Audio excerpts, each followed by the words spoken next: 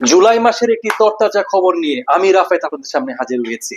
আজকে মৌলভীবাজার নিবাসী আমাদের এক ক্লায়েন্ট, সঙ্গত কারণেই আমি উনার পরিচয় প্রকাশ করছি না, তো উনি একটা বিশেষ কারণে আমাদের ভিডিওতেও আসছেন না, শুধু বলছে ভাই পাসপোর্টটা নিয়ে ভিডিওটা দিয়ে দেন। এই মাত্র ভিএফএস থেকে উনি ওনার কাঙ্ক্ষিত একটা স্বপ্নের দেশের ভিসা নিয়ে আমাদের সামনে হাজির হয়েছে।